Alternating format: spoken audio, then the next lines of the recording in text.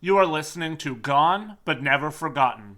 Our topics can include, but are not limited to, murder, sexual assault, graphic and gruesome details, and more. These topics are adult in nature and are not meant for everyone. Listener discretion is advised. In 1992, one of the worst mass murders in Canadian history took place in Yellowknife, the capital of Northwest Territories in Canada. In the midst of what was already a violent clash between management and workers, a lockout and a strike, 9 men who were working as replacement workers died when their rail car hit a bomb. The end result was that a man would confess and then take back his confession. The bomb was deliberately planted, and 9 men lost their lives as a direct result. Welcome to episode 41 of Gone But Never Forgotten, The Giant Mine Murders.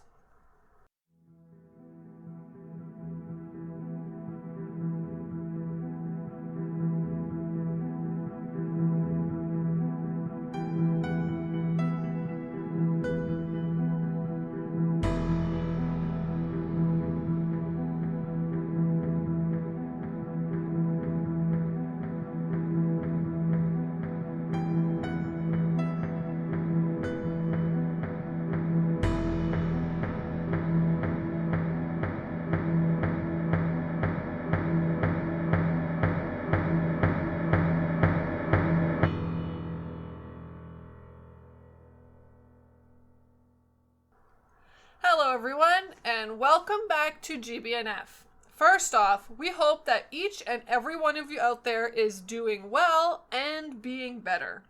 Things have been busy around here as usual. It's summer as we record this, and that's always a busy season for us. We always seem to be on the move in the summer months, and this year has certainly been no different. A lot of camping, a lot of day trips, and of course, as mentioned before, we're headed to Northern Ontario very soon. We can't wait. We wanted to take a moment to thank our patrons again, both of whom are ongoing and longtime supporters of the podcast. Thank you, Michelle and Stacy, for having our back and helping us navigate this thing as we try to grow and grow big. Yep, and remember that you can help us out immensely by either purchasing show merch from our merch store, signing up as a patron with us on Patreon, or we also have the ability through PayPal to do one-time donations. That is through the show email, gbnfpod@gmail.com. We had an amazing one-time donation recently from an anonymous donor, but we will just say thank you. You know who you are. This week's show is something that is a little bit different for us, but in so many ways the same. We are going to tell you the story of one of Canada's worst mass murders and the story behind the story.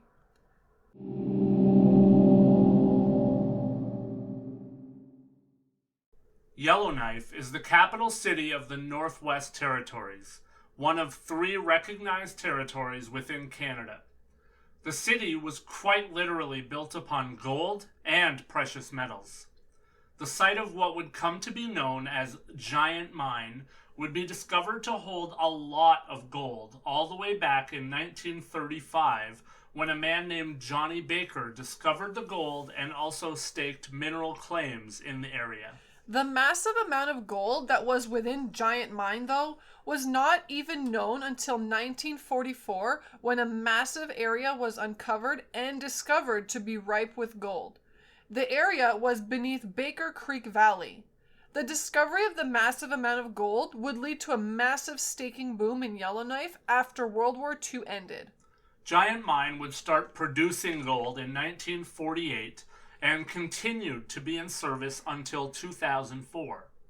Over that time, Giant Mine actually produced over 220,000 kilograms of gold. The mine would have many owners over the years, including Falconbridge from 1948 until 1986 through Giant Yellowknife Mines Limited, Pamour of Australia from 1986 to 1990, also through Giant Yellowknife Mines Limited, and Royal Oak Mines from 1990 to 1999. Once Royal Oak went bankrupt in 1999, the mine was taken in by the Department of Indian Affairs and Northern Development, and they took responsibility for cleaning up the mine site. The time period that we're going to talk about today happened not long after Great Mine was taken over by Royal Oak Mines, Inc. Royal Oak was a company that was co-founded and led by a woman named Peggy Witt, who was very well known for her union-busting style and very well known in the mining community. She was so well known that in 1991 she was named by Northern Miner, a Canadian trade journal, as Mining Man of the Year, because she had built Royal Oak up from the ground to being Canada's 6th largest gold producer. It was kind of crazy when I looked this up and I was reading it. Like, what a different time. Peggy did literally get recognized for her work, but she won an award that was called Man of the Year. They didn't even change it. With all of the bad things that are going on in the world around us, I'm certainly happy that at least on some levels, there's a little more equality in the world than this at least. Not to say that there is equality, but at least in some ways we're trending in the right direction. But I won't get political, don't worry. 1992 brought tough times though. Royal Oak declared that Giant Mine had become unprofitable. They believed that the richest ore had already been removed, and that combined with the fact that gold prices had taken a deep dive to almost 50% of the levels from 1980, caused a lot of problems for the company. In response to the changing conditions, Royal Oak made tough decisions in order to, in their words, return the mine to profitability. Unfortunately, as most of us know, when a company decides that it needs to tighten the purse strings, so to speak, the first people that feel that crunch are the employees. Perks were cut for the unionized miners, workplace discipline was ramped up to ensure a tighter workplace, and in negotiations with the union, management demanded that the union agree to a 6% wage cut across the board.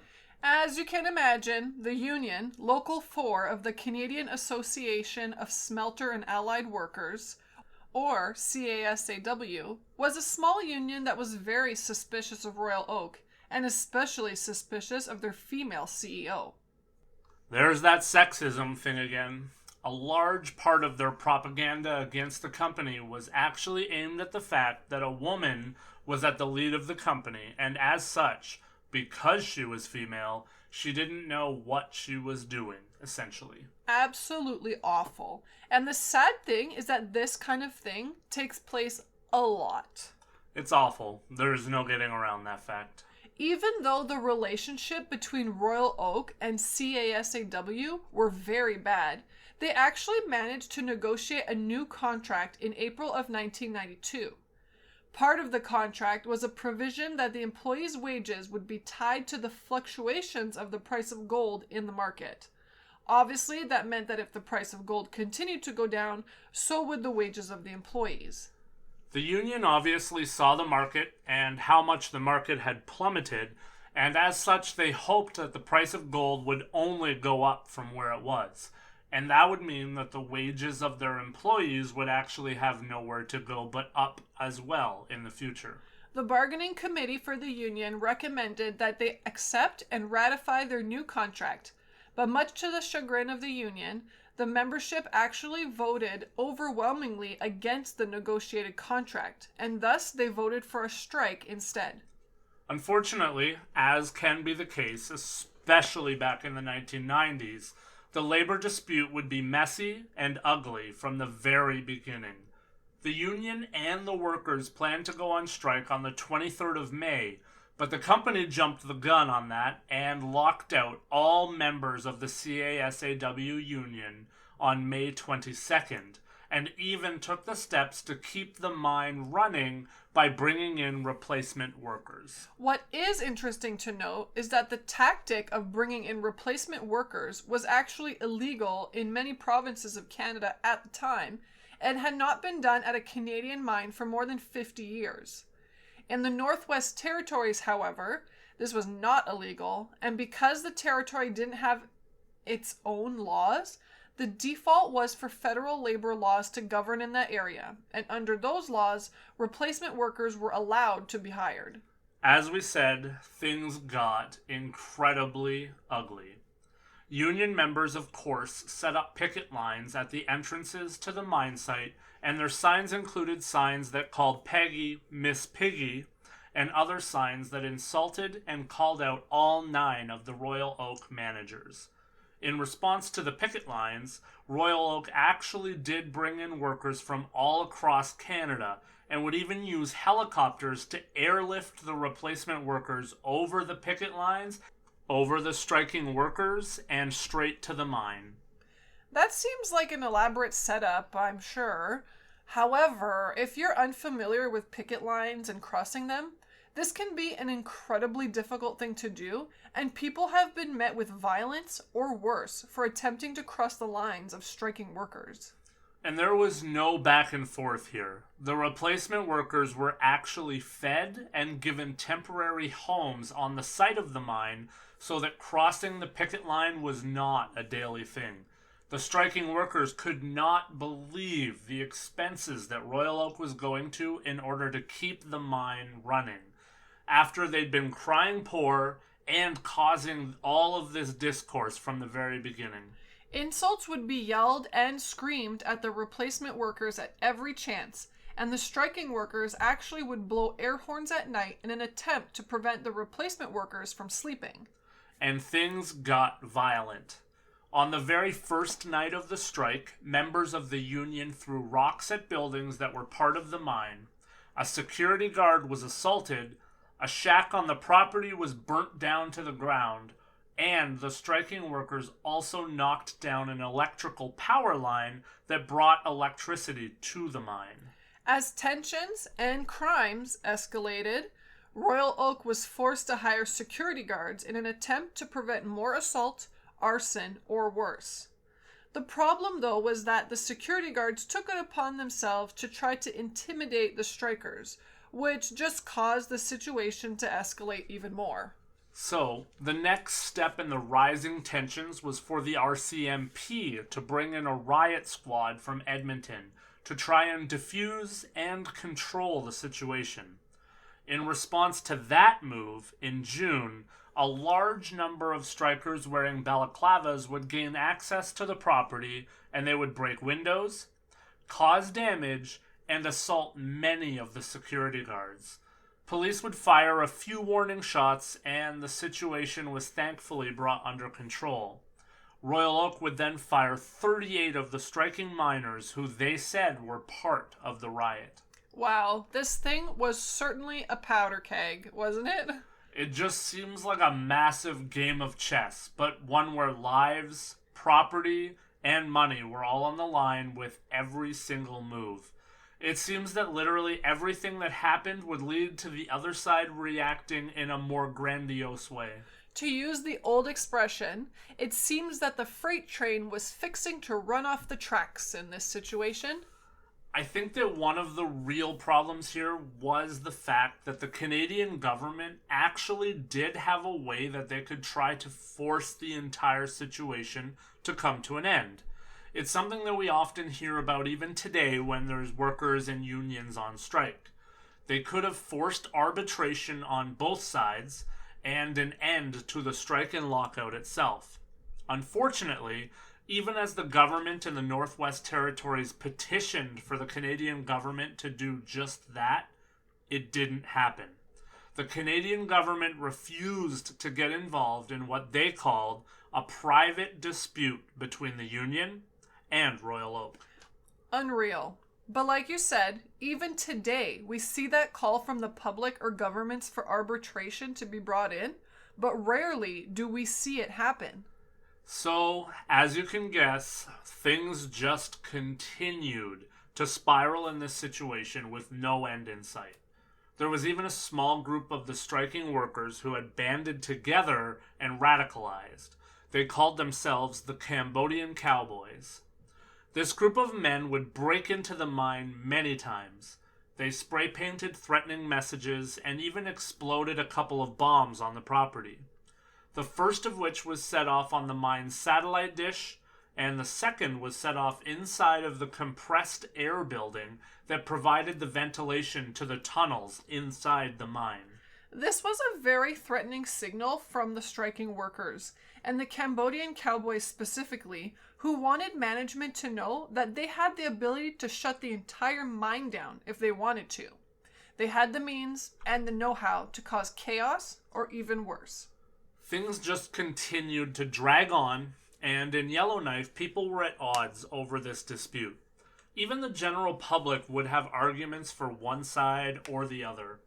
One thing was for sure, everyone had an opinion, and it was big news in the city. Because things were dragging on for so long, some workers had to turn their back on the strike and cross the picket lines themselves and go back to work. Newspapers were filled with articles and opinion pieces, but it was believed that someone was going to get killed if something didn't happen in the months-long dispute. Unfortunately, those sentiments were in fact correct. At 8:45 a.m. on September 18, 1992, almost 4 months after the labor dispute had started, things came to a violent and horrific head. A man car that was carrying 9 miners along the 750-foot level of the mine triggered a bomb that was set right beside the rail line. This caused a massive explosion that sent shockwaves throughout the entire mine, and all 9 men that were in the cart were instantly killed. Their remains would be spread across the entire tunnel in what can only be described as a horrific scene. 6 of the men that were dead were CASAW members who had come across the picket line. Chris Neal was 29, Joe Pandev was 55, Norm Huri was 53, David Vodnowski was 25, Shane Riggs was 27, and Vern Fulauka was 36. The other 3 deceased were replacement workers. Robert Rousell, who was 37, Malcolm Soller was 38, and Arnold Russell was 41. As news of the explosion and deaths reached the picket lines and the community at large, all hell broke loose.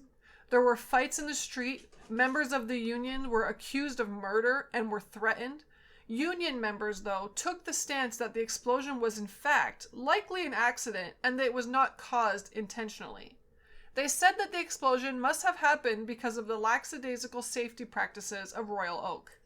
That would, however, be proven to be wrong pretty quickly. I mean, unless part of Royal Oak's safety practices was to place bombs like that in the mine, the RCMP would find a blasting cap and other equipment that was used to make the bomb at the scene of the crime. These were not items that were used in the making of routine mining explosives. A murder investigation was subsequently opened and interviews began. Interviews that would be long, painful, and not entirely helpful. Hundreds of miners, the managers of Royal Oak, and the replacement workers would all be interviewed.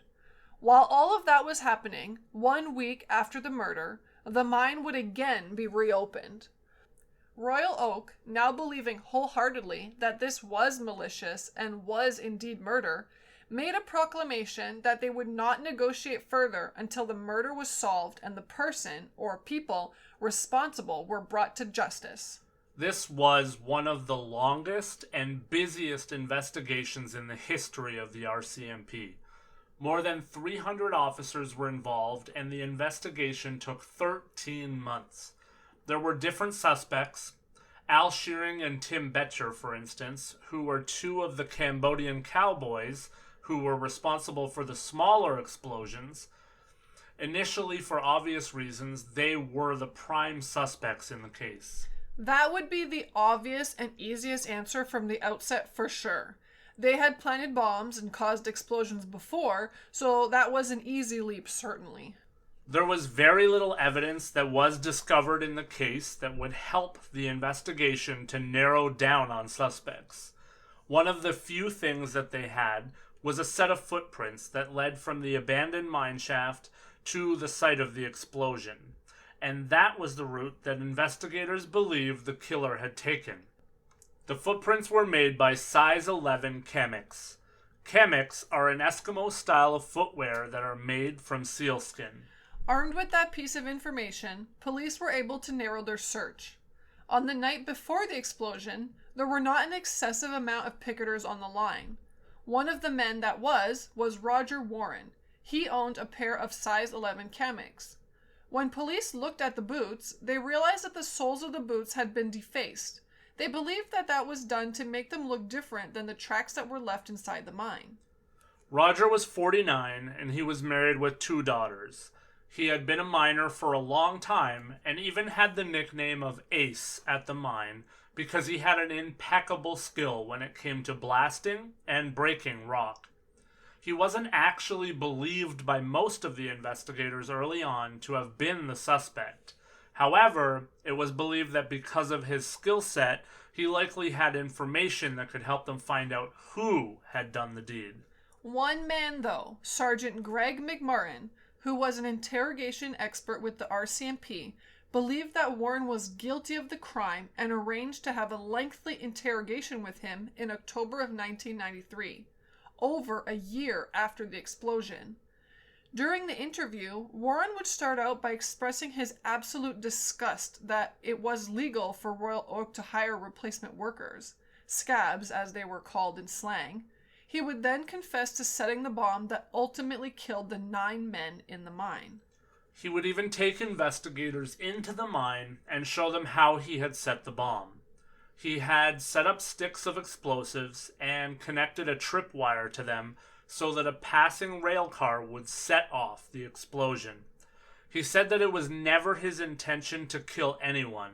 He just wanted to scare the scabs and embarrass Royal Oak management.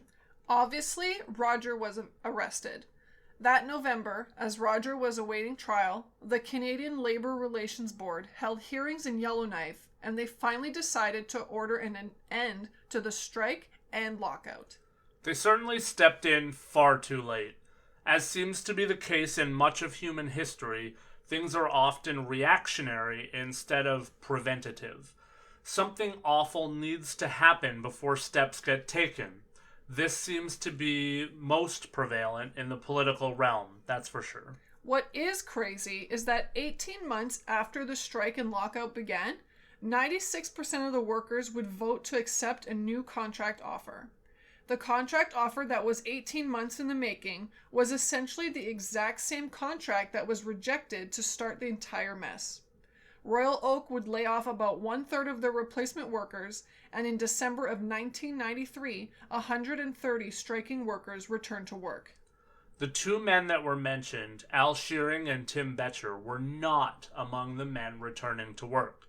They were arrested and convicted for their roles in breaking into the site of the mine and setting those smaller bombs in 1992. Shearing would be sentenced to 2.5 years in prison, and Betcher was sentenced to 3 years in prison.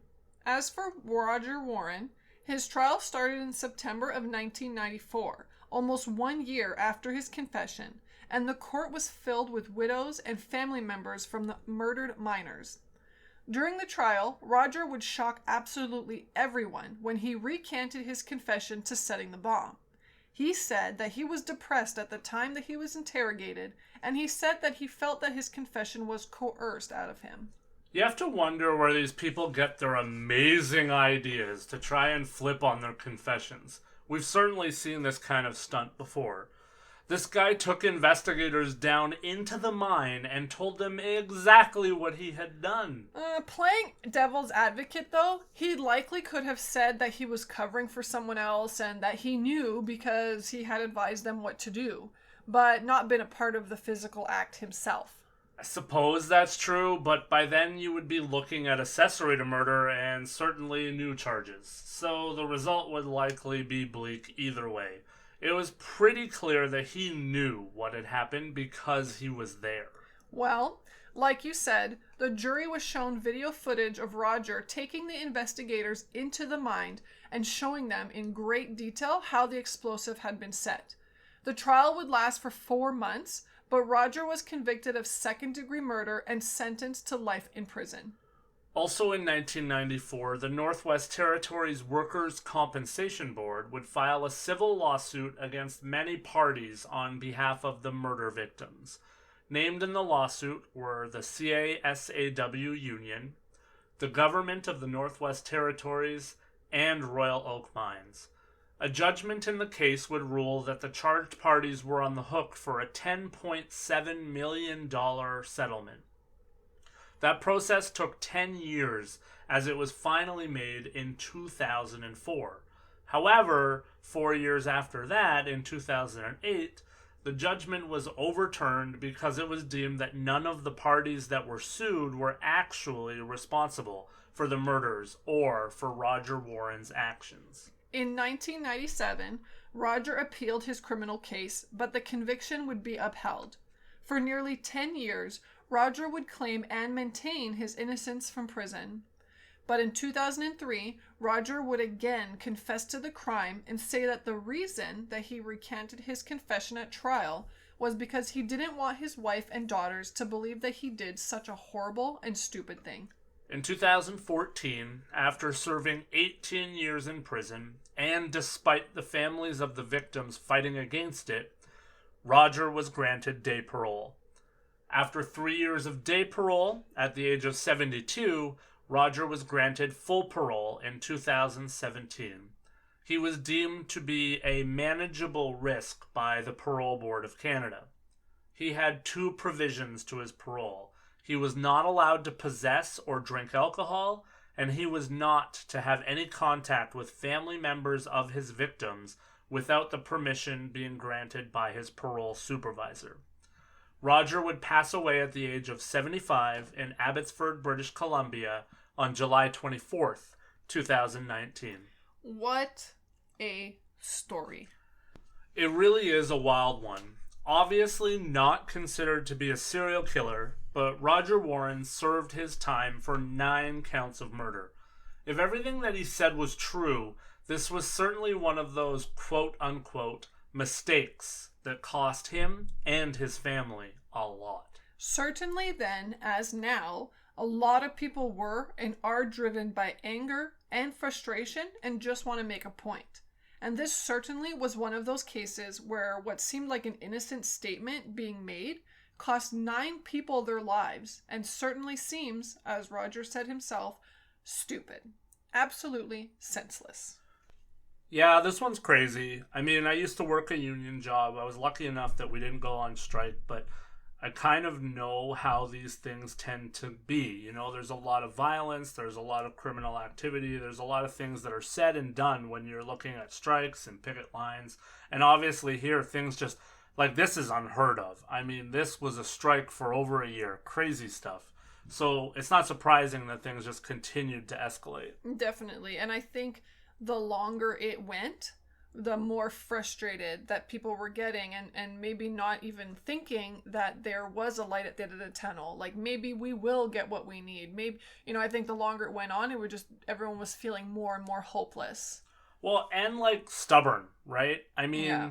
like we said, essentially they ended up taking the same contract almost that they turned down in mass numbers, when this all started. It's crazy, it's like they were just like, all of a sudden it was just, like these people just needed to go back to work. But, yeah. And I mean, as someone, like I said, I worked with a union, and there's a lot of us that were unionized that hated the union. I hate to say that in Canada, I'm going to catch flack from some of my listeners, but honestly, it's just, to be fair, I'm working in a non-union job now, and like my raises year over year are better than they were with a union. Things are just better. So, I mean, to get back on point, like, I don't think the union is necessarily at fault for this, because just because things are going wrong with unions doesn't mean you go and make a bomb to make a point. You know what I mean? So, like, as much as I agree and disagree with union stuff, I think at the end of the day, like, this person could have made a statement in a different way. Oh, absolutely. I mean, certainly, I guess Roger just wanted to set this bomb off so that he could show that they gained access to the mine. I certainly don't think he meant to kill 9 people. No, and I don't think he meant to kill anyone either, and I do sincerely believe that. But I think he just got to the point where he felt hopeless. And when you're talking about, people's livelihood and their way of life, and like now that's not happening, like it's not just the job that they're losing their lifestyle, they're losing the support they have for him, his kids, his wife, so and in some ways I think we all feel a little bit like Roger, like we're all a little bit frustrated with like the government and working and da da da da da, but at the same time, we have to like realize you can't just do senseless things because innocent people get hurt. Yep. Like those 9 men that were murdered, they were just like Roger.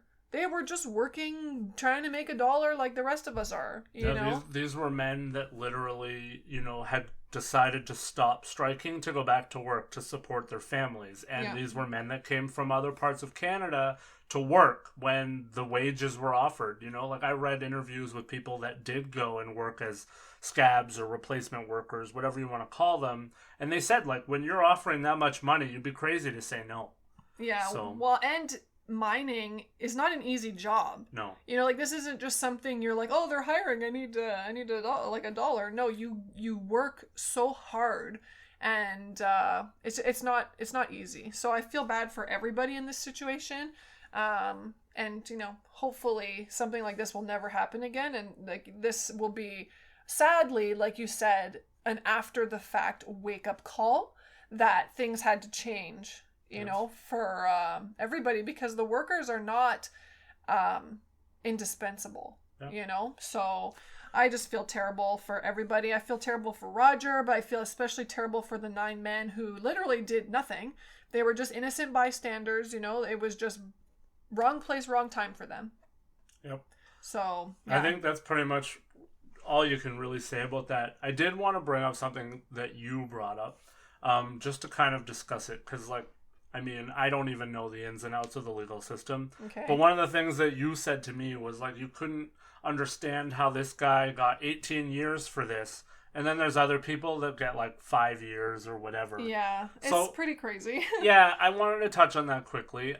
This is certainly a different set of circumstances. Not to say that these 9 men, their lives were worth anything more or less than others. But this, when you really break it down, he got 2 years of time for each murder, which is really not a lot at all. That's nothing, yeah. Yeah, like I think when I said that to you, when you brought it up, you were kind of like, oh, well, that kind of puts it in perspective. Yeah. But again, like at the same time, this wasn't a serial killer. I think that there was some leniency in terms of time that he was to serve, because it was, as it appears, it was an accident. But you still have to do your time for the crime. Like 9 people didn't die and you're just going to get a slap on the wrist. Well, and not only that, like those 9 people didn't get 18 years. You know, they were young and they lost the rest of their life. Yeah. And that was it. Like there's no, okay, that was in the past now. You know what I mean? Sadly, and in some way, thankfully, like Roger passed away, so he technically did, do his time until he was gone. But it would be so hard as the family member of any of those 9 people to just hear 18 years after you lost like a very crucial and important member of your family. Yeah. Well, and like we said earlier in the episode, the families were not happy that Roger was given day parole and then full parole, and like how could you be? The reality is, even if you believe in forgiving someone for what was probably a mistake, like can you move past it? Are you okay with potentially passing that person in the street who literally caused the death of your husband or your dad? No, you can't. Yeah, I know. So, it's terrible. Well, it's terrible because the whole family of the people that passed away are affected, and then of course like Roger himself, his family also did nothing. Like they're not bad people, well, we assume they're not bad people, and he was just trying to be a good person. It seems like in this situation, there wasn't really anyone who was bad. It was just that there was someone who made bad decisions, and it's just sad. Like, I don't know. I don't know how to feel about this one. Like, am I angry at Roger? Am I angry at the union? Like, do I feel bad for Roger? Like, do I not feel, like, I don't know. This one's really confusing, but I did like it in a way because I think we can all relate to a situation similar to this in some way. like, you're not getting recognition at work or something along those lines. I think we can relate to the underlying story, I guess I'll say. And I think that each and every one of us has thought about lashing out at the system or our boss or something in our lifetimes. I mean, not with a bomb, but... that's just... Is that just a me thing? Oh, yeah, my bad. No, certainly not. We're not, that's not something that you think about. But in this situation... maybe apropos, not the way that things were done, certainly, but... Yeah, it's true. But I guess we'll just wrap it up there, because we could go on forever about this one, like, for sure. I just want to say thank you for everyone for listening today. Let us know what you think about this one, and we'll see you next week. Lance? That's all I got. Enjoy your summer if you're listening in real time. Enjoy whatever season you're in if you're listening in the future, because we don't want to mention specifics. And, the key thing here, and we kind of touched on it with Roger, like trying to lash out and stuff, like, this is one of those things that I feel like is perfect for #BeBetter. When we get angry, when we get depressed, when we get down, when we're backed up against the wall, there's lots of ways to react to things. And like this anger and building a bomb and lashing out in this way, that's a bit of an overreach. So let's try to be better and deal with our stuff and hopefully not see any other situations like this ever. So we'll see you guys next time on Gone But Never Forgotten.